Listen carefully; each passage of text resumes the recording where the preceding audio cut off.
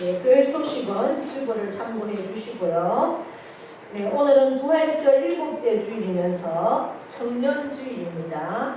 그리고 오늘은 21일이죠. 21일은 둘이 하나가 되는 부부의 날입니다. 그래서 여러분들 이제 부부의 날이라는 것을 알았으니까 집에 돌아가셔서 사랑합니다, 고맙습니다, 축복합니다 이런 얘기들을 함께 나눌 수 있는 시간 되시고 여러분들 자녀들을 위해서도 믿음으로 설 수 있도록 늘 기도하시고 또 격려할 수 있는 날 되기를 원합니다. 네, 다른 소식들은 주보를 참고해 주시고요. 함께 협력하시고 기도해 주시면 고맙겠습니다. 이제 우리가 전도하고 또 모셔오는 그러한 시간들이 많이 지남에도 불구하고 그게 잘 안 되어서 이제 찾아가는 예배. 그래서 어쨌든 교회까지 나오지는 못하지만, 예배당까지 나오지는 못하지만 우리가 그 영혼들을 품고 또 그 영혼들을 끝까지 구원으로 인도해야 할 책임이 우리들에게 있으니까 찾아가서 예배드려서 그들이 예수 그리스도를 놓지 않고 구원으로 인도할 수 있도록 그 시간도 우리가 함께 하고 있습니다. 그 일들을 위해서도 함께 기도해 주시고 협력해 주시면 고맙겠습니다. 그래서 오늘 우리가 구호 한번 외치고 가겠습니다. 자, 구호 시작. 기도하고 찾아가고 전도하자. 기도하고 찾아가고 전도하자. 기도하고 찾아가고 전도하자. 쉽습니다. 기쁩니다. 됩니다. 쉽습니다. 기쁩니다. 됩니다. 쉽습니다. 기쁩니다. 됩니다. 아멘. 네. 성경 말씀 룻기서 4장 7절에서부터 12절까지 말씀입니다.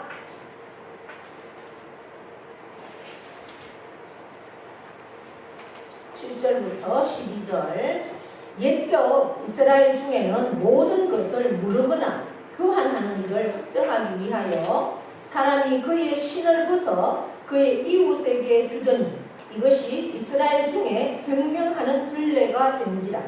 이에 그 기업 물을 자가 보아스에게 이르되 내가 너를 위하여 사라 하고 그의 신을 벗는지라. 보아스가 장로들과 모든 백성에게 이르되 내가 엘리멜렉과 기련과 말론에게 있던 모든 것을 나오미의 손에서 산 이래 너희가 오늘 증인이 되었고 또 말론의 아내 모압 여인 룻을 사서 나의 아내로 맞이하고 그 죽은 자의 기업을 그의 이름으로 세워 그의 이름이 그의 형제 중과 그 옷 성문에서 끊어지지 아니하게 하매 너희가 오늘 증인이 되었느니라 하니 성문에 있는 모든 백성과 장로들이 이르되 우리가 증인이 되나니 여호와께서 내 집에 들어가는 여인으로 이스라엘의 집을 세운 라헬과 레아 두 사람과 같게 하시고 내가 에브라스에서 유력하고 베들레헴에서 유명하게 하시기를 원하며 여호와께서 이 젊은 여자로 말미암아 내게 상속자를 주사 내 집이 다말이 유다에게 낳아준 베레스의 집과 같게 하시기를 원하노라 하니라. 아멘. 명령 선포합니다. 시작. 이스라엘 자녀가 너를 되라 하나님 보시기에 좋아하라. 잘 된다. 더 잘 된다. 할수록 더 잘 됩니다. 감사합니다. 더 감사합니다. 감사하면 기적이 일어납니다. 아멘.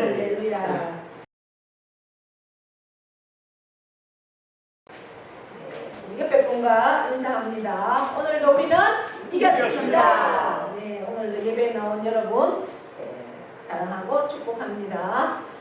네, 오늘도 계속해서 룻기 말씀을 봅니다.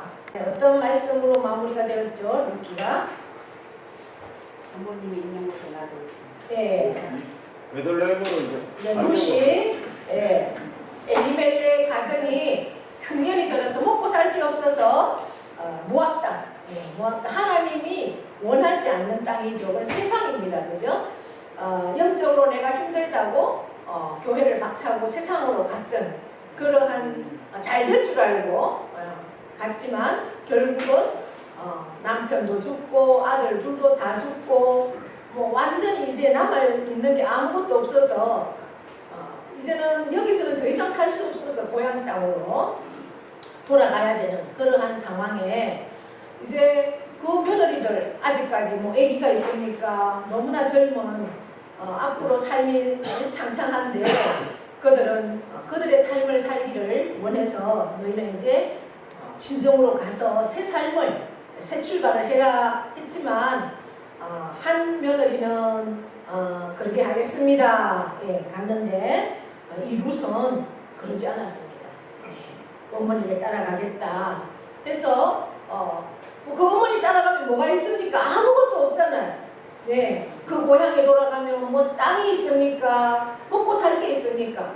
이제 앞으로 고생은 완전히 펼쳐져 있는데 그래도 이 룻은 어머니를 모시겠다. 어머니를 따라가겠다. 그렇게 아무리 말려도 안 돼서 함께 이제 두 과부가 고향 땅으로 돌아옵니다. 와서 나오미라는 이름의 뜻은 기쁨이거든요. 그런데 막 고향 땅에 돌아오니까 아이고 나오미가 돌아왔네 하면서 사람들은 반가이 맞았지만 나오미는 내 이름이 너무 부끄럽다. 나는 이제 기쁨이 없다. 그래서 나는 슬픈 마하라다. 썩이 썩 인생이다. 이제 이런 얘기를 합니다. 이제 막상 고향 땅에 돌아왔지만 먹고 살 게 아무것도 없잖아요. 네, 그래서 그 유독이 풀어지지도 않은 상태에서 이 룻은 어머니를 위해서 이제 밭으로 나갑니다. 그때가 마침 추수할 때 밀추수할 때가 되어서 밭에 나가서 이삭을 이제 줍는 겁니다. 우리나라는 뭐 이삭을 주우라고 일부러 흘리고 그러진 않잖아요. 그런데 이제 이스라엘에는 원래 하나님을 아는 그러한 말씀 앞에 서 있는 나라니까 못 사는 그러니까 과부나 고아들이 주워갈 수 있도록 땅이 없는 사람들 그런 사람들을 위해서 일부러 이삭을 주워갈 수 있도록 흘리기도 하고 그냥 싹 추수를 해가지 않는다고 그래요. 일부러 와서 주워갈 수 있도록 그렇게 이제 마침 룻이 이삭을 주우러 나갔는데 그 집에 어느 집을 갔는데 보니까 굉장히 이제 이 보아스라는 주인을 만났어요. 근데 처음 보는 아주 젊은 여인이 이삭을 주우러 왔어. 처음 보는 사람인데 누군가 해서 보니까 그 엘리멜렉의 자부 그 홀로 어머니를 모시고 그 이방 모압 땅에서 왔던 온 그 룻이라는 거죠. 그래서 이 보아스가 일부러 그 하인들에게 어쨌든 많이 주워갈 수 있도록 그렇게 배려를 해줍니다. 이렇게 해서 이제 룻과 보아스가 어디에서 이삭을 줍는 그러한 현장에서 만나게 되죠. 룻기는 4장까지밖에 없는 그러한 짧은 장입니다. 지금 룻과 보아스가 그렇게 만나고 집에 돌아와서 너무나 이제 많이 이삭을 주워오니 이 나오미가 시어머니가 아니 어디서 이렇게 많이 그래 주워왔나 그러니 그래 어디 가서 가니까 이런 분이 그렇게 후하게 주워올 수 있도록 해줬다. 들어보니까 보아스거든요. 보아스는 마침 이 엘리멜렉의 친족이 먼 친척이더라는 거죠. 친척이면서 그곳에서 아주 유력한 그러니까 아주 잘 사는 그러한 사람이었습니다. 또 하나님을 경외하는 사람이라 마음에 또 어려운 사람들을 도와주려는 그런 마음도 늘 가지고 있던. 그래서 이 시어머니 나오미가 이 보아스가 아직 결혼을 안 한 그러한 상태야. 그 사람하고 이렇게 붙여주려고 굉장히 노력을 합니다. 그래서 이제 어느 날 룻에게 보아스가 이제 그때는 추수할 때 집에 가지 않고 그 추수하는 장막에 이렇게 텐트를 치고 추수가 다 끝날 때까지 그렇게 잠을 자고 있습니다. 그래서 룻을 몇 개까지 그 보아스가 일을 하고 들어갈 때 룻에게 이렇게 단장을 잘 해서 보아스 그 장막의 텐트 속에 들어가서 이렇게 잘 수 있도록 했던 거죠. 깜짝 놀라서 이제 보아스가 잠을 깨고 했을 때 우리 시어머니가 이렇게 하라고 했습니다. 이제 보아스도 영 룻에게 마음이 없던 건 아니었어요. 이제 그러한 상황들이 쭉 2장, 3장에 펼쳐집니다. 그리고 이제 4장에 어떤 일이 있는가 보니까 우리가 오늘 읽지 않았던 그 앞에 말씀에는 이제 이 룻도 계속 있을 수는 없잖아요. 그냥 홀로 있을 수는 없잖아요. 자손이 있어야 되고 이제 결혼도 해야 됩니다. 그런데 이 가정이 전혀 뭐 재산이 아무것도 없는 그러한 상황입니다. 이제 제가 지난 시간에도 말씀드렸지만 룻기의 주제는 하나님의 사랑, 헤세드, 하나님께서 조건 없이 주시는 인애, 긍휼, 자비, 사랑을 룻기에서 우리가 발견할 수가 있습니다. 그래서 룻기의 주제가 하나님의 사랑입니다. 그리고 또 한 주제는 뭐냐 하면은 고엘 제도입니다. 기업 묻는 자. 이게 지난 시간에 제가 그런 말씀을 드렸죠. 룻이 자기의 삶을 충분히 살 수 있고 자기의 고향에 돌아가면 얼마나 편한 삶이 앞으로 있을 수도 있는데도 불구하고 고생은 너무나 펼쳐져 있게 흔한 그러한 상황에도 어머니를 뿌리치지 않고 그 어머니를 모셔야 되겠다는 마음은 룻의 마음이 아니라는 거죠.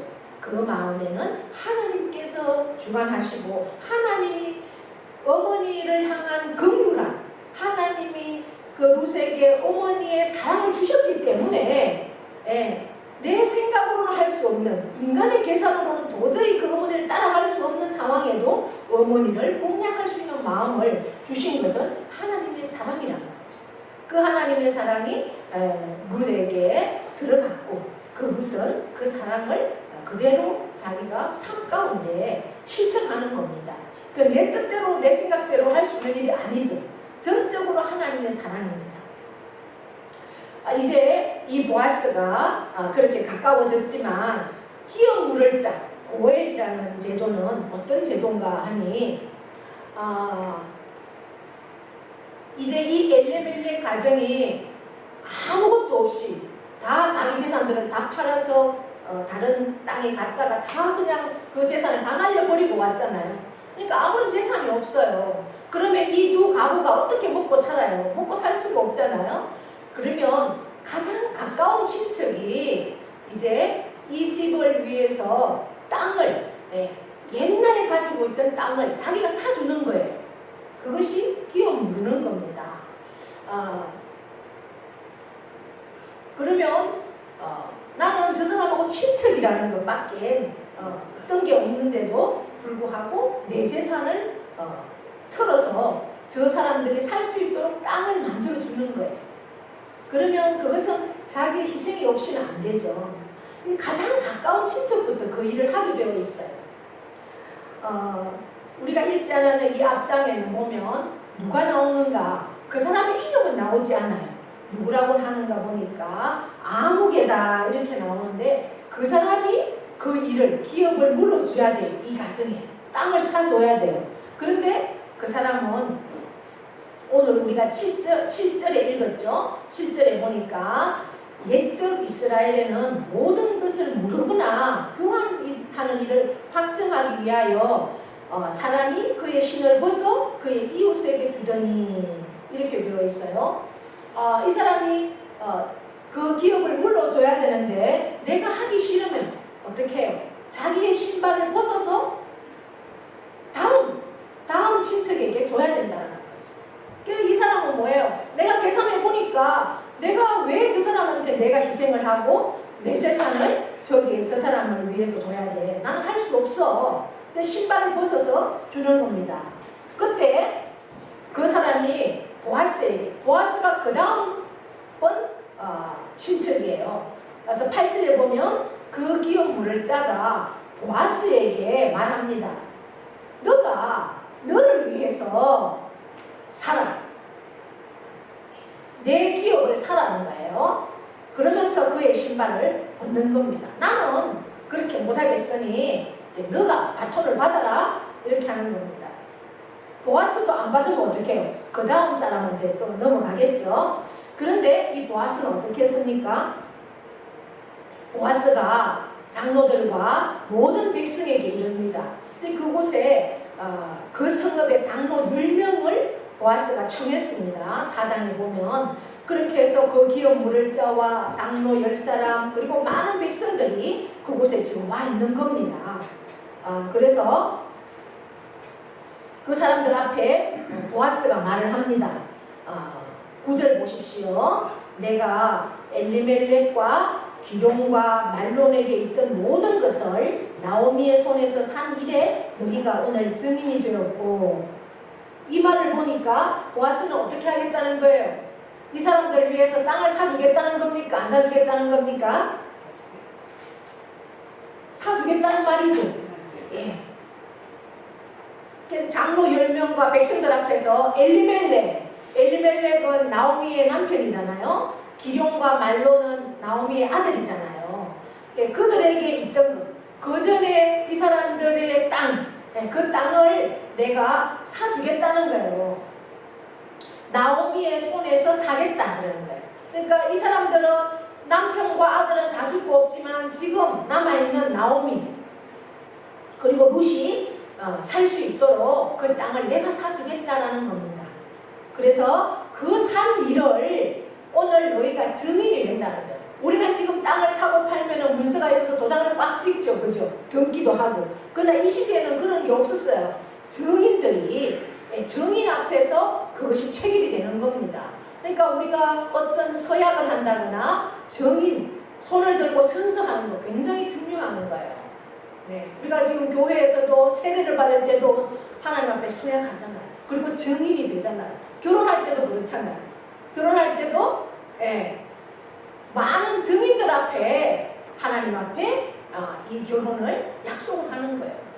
그래서 검은 머리가 팥뿌리가 될 때까지 갈라서지 않겠습니다. 하나님이 갈라놓지 않으면 갈라서지 않겠습니다. 이런 서약을 하는 것, 이것도 굉장히 효력이 있다는 거예요. 우리가 세례 받을 때 또 어떤 직분을 받을 때 이 서약한 것 아주 무시하면 안 됩니다. 증인, 굉장한 도장을 찍은 것 같은 거예요.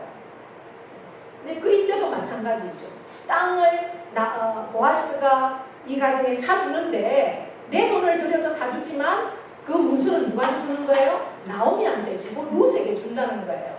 그런데 거기에 대한 효력은 증인들, 장로 10명과 백성들이 증인이 되어서 이 땅은 이 집의 거다 하는 이제 문서가 체결이 된다는 겁니다.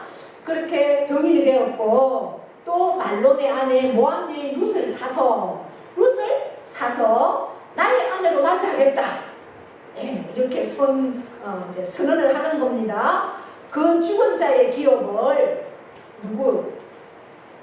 그 시아버지와 자기의 남편의 그 죽은 자의 기업, 땅을 그의 이름으로, 누구에게? 룻의 이름으로 세워서 그의 이름이 그의 형제 중과 그곳 성문에서 끊어지지 아니하게 하매 너희가 오늘 증인이 되었다. 이렇게 말하는 겁니다.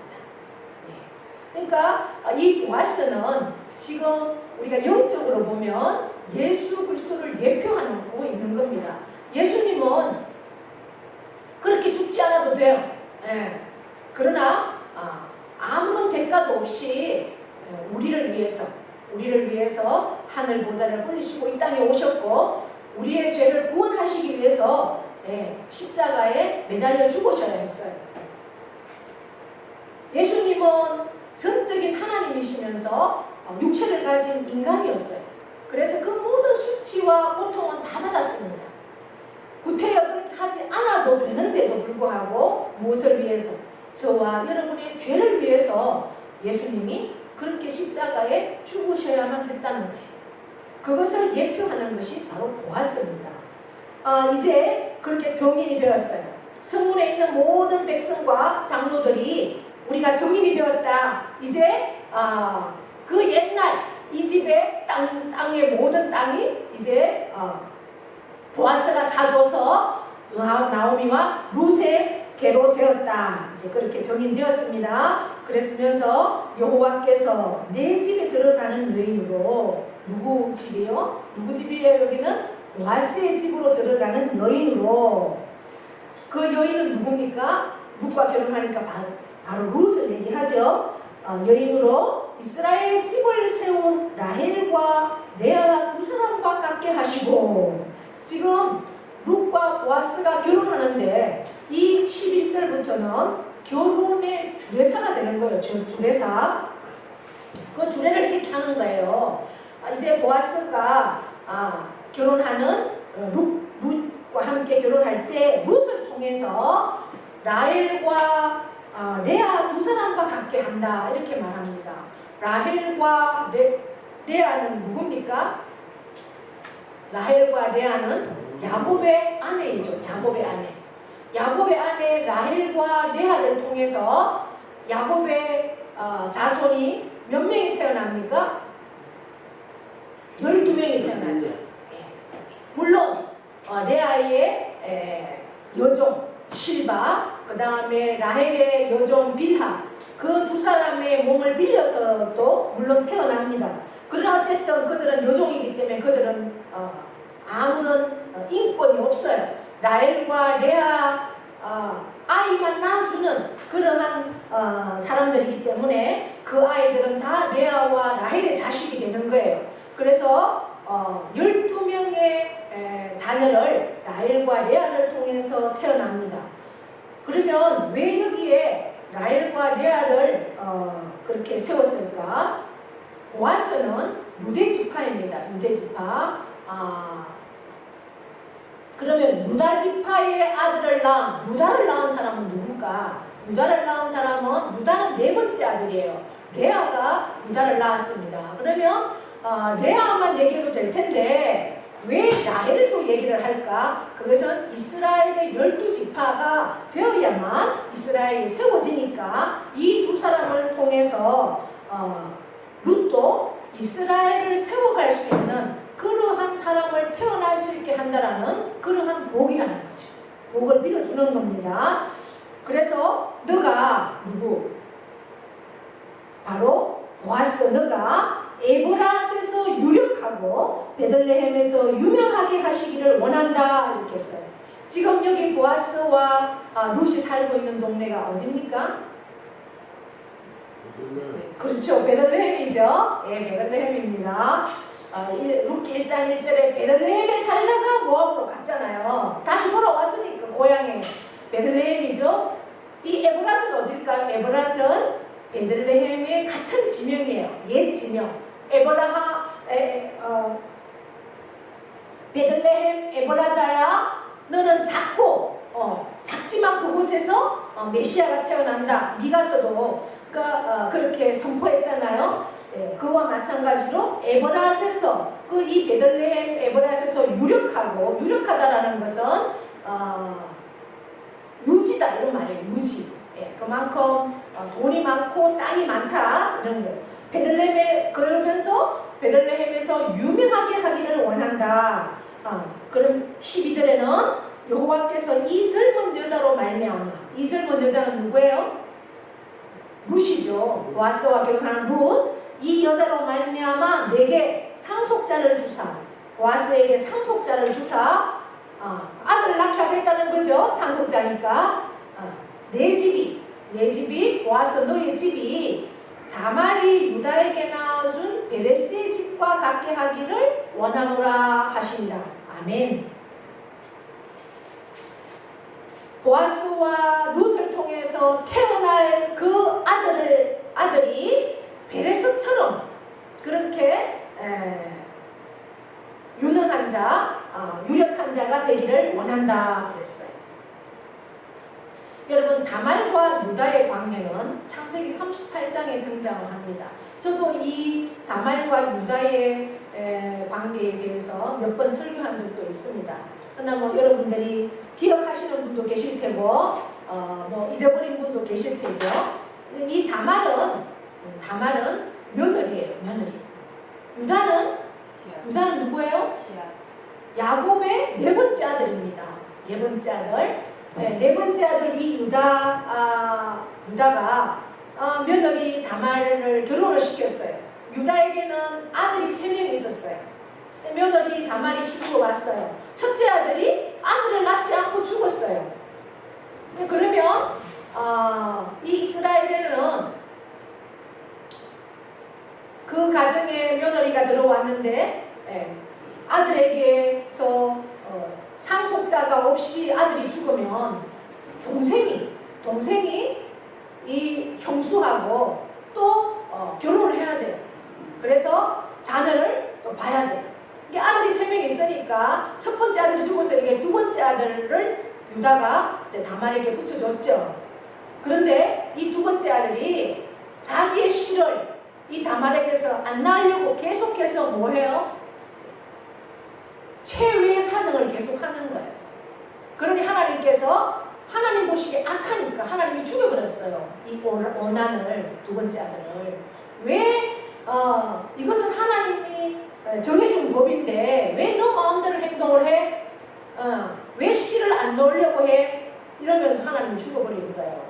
그러니 이제 이 다말에게서 첫째 아들도 죽었다, 둘째 아들도 죽었어요. 이 유다의 마음이, 아버지의 마음이 세 번째 아들도 다말에게 며느리에게 붙이면 저 세 번째 아들도 죽지 않을까? 이래서 이 유다가 세 번째 아들을 안 주려고 다말을 며느리를 친정으로 보냅니다.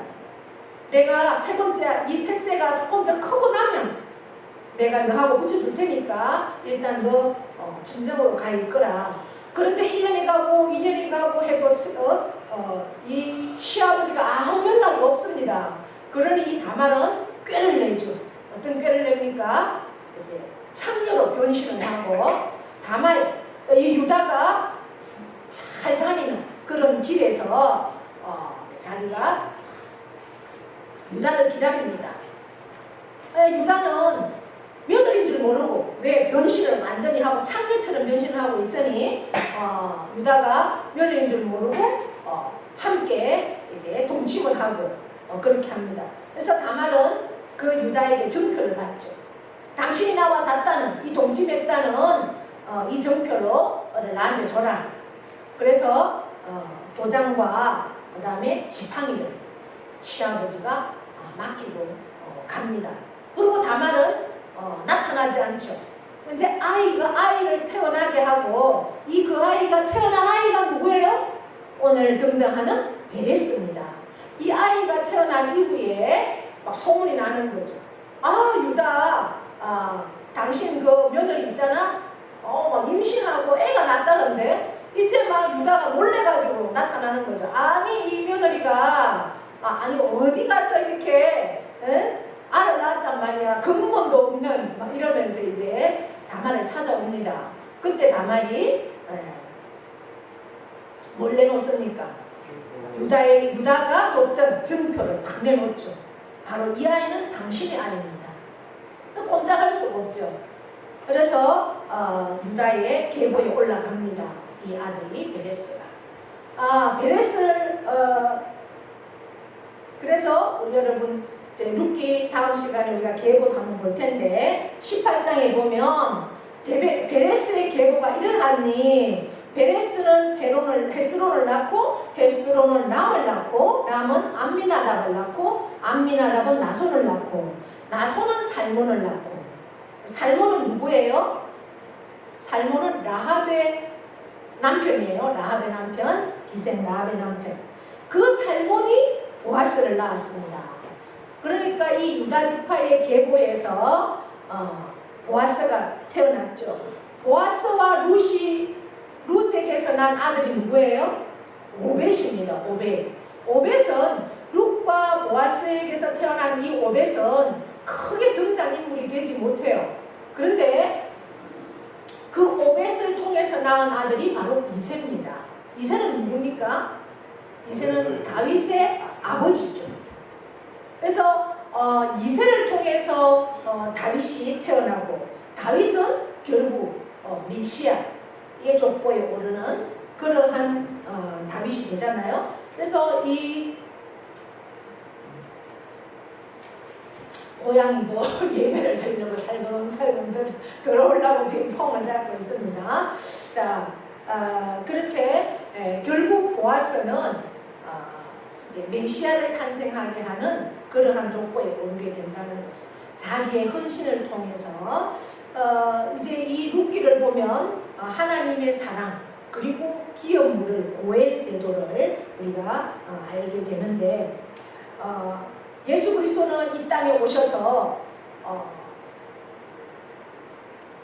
처참한 고통, 그죠? 고통과 죽음에 이르기까지 당신을 희생함으로써 우리를 구원하셨고, 우리가 그 예수 그리스도를 믿음으로 우리는 구원을 받고 또한 천국을 우리가 이 땅에서도 하나님의 통치 안에 살면 천국이에요. 또한 우리가 죽어서도 끝이 아니라 영원한 천국을 우리에게 준비하시는 것처럼 이 보아스와 룻을 통해서 영원한 그리스도, 예수 그리스도 메시아가 탄생하는 그러한 족보로 세워지는 말씀을 오늘 우리에게 보여주셨습니다. 그러니까 이 보아스는 자기의 모든 것을 헌신하면서 희생하면서 그렇게 기업을 물려줬고 사줬고 그 보아스를 예표하는 이 예수 그리스도를 예표하는 모습이 바로 보아스라는 거죠. 우리가 이 세상 가운데서도 우리가 너무 계산하고 또 세상의 가치관으로 살면은 우리는 사실 그리스도인으로서의 어떤 상관은 좀 거리가 멀겠죠. 오늘 이 룻기를 통해서 결국은 하나님은 그 희생을 통해서 하나님께서 예비하신 그 하나님 나라를 우리에게 주신 것처럼 우리도 이 말씀 앞에 결단하고 그렇게 살아갈 때 하나님의 놀라운 은혜와 사랑과 또 세상 가운데서는 우리가 생각할 수도 없는 그러한 은총으로 우리에게 예비하시고 인도하신다는 사실을 믿고 그렇게 나아갈 수 있는 저와 여러분 다 될 수 있기를 축복합니다. 네. 하나님 아버지 고맙고 감사합니다. 오늘도 우리에게 말씀을 들을 수 있는 귀하고 복된 자리에 앉게 하셨습니다. 오늘 우리에게 주신 이 말씀 참으로 그 보아스의 희생과 헌신은 예수 그리스도를 예표합니다. 하나님이 나를 사랑하셔서 이 땅에 오셨고 또한 나의 죄를 대신해서 십자가에 피 흘려 죽으시기까지 하셨습니다. 그 은혜와 그 사랑 우리에게도 주셨사오니 이 사랑은 세상 가운데서도 저남의 살기에 부족함이 없도록 은혜 베풀어 주시고 인도하여 주시옵소서. 그리할 때 하나님 나라가 나를 통해서 세워지고 확장되어지고 참으로 하나님 나라를 이 땅에 증거하는 일에 우리 모두가 사용되어지도록 인도하여 주시옵소서. 감사드리며 예수 그리스도의 이름으로 기도하옵나이다. 아멘. 이제는 우리 주 예수 그리스도의 은혜와 하나님 아버지의 영원하신 사랑하심과 성령님의 교통 위로하심의 역사가 오늘 보아스와 룻을 통해서 하나님의 계보가 이어지는 것처럼 그 베레스의 계보를 통해서 예수 그리스도가 이 땅에 탄생되었고 그 예수 그리스도를 통해서 원죄에서 죽었던 자들이 참으로 나온과 같이 죽음에서 생명으로 나왔습니다. 우리에게 그 생명을 주신 그 예수 그리스도와 연합하여서 많은 생명을 주께로 인도하는 탄생시키는 그러한 삶으로 우리가 나아가기를 결단합니다. 하나님 아버지 결단하는 모든 심령 위에 힘을 주시고 능력을 주시고 권세를 더하여 주셔서 세상 가운데 참으로 예수 그리스도의 이름을 예수 그리스도가 나를 위해 보혈이 되어주시고 살려주신 일에 참으로 정인된 삶으로 능력 있게 나아가기를 원하는 모든 심령들을 새롭게 하시고 역사하여 주셔서 참으로 그 삶을 통하여 하나님 영광 받으시고 하나님 나라를 온전케 하여 주실 것을 믿습니다. 그리 나아가는 모든 심령들을 축복합니다. 그 가정과 자녀와 일터와 농토 위에 영원토록 함께 하시기를 축원하옵나이다. 아멘.